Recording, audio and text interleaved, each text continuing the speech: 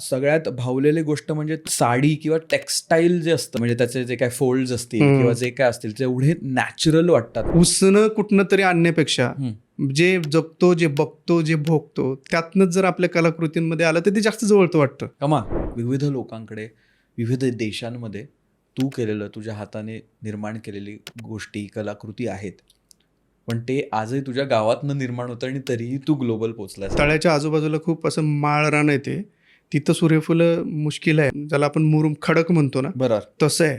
आणि तिथे ते जवळपास 30,000 खड्डे खणले, 30,000 त्याचे प्लांट्स नर्सरीमध्ये बनवले सूर्यफुलाचे, मग त्याच्यात लावले.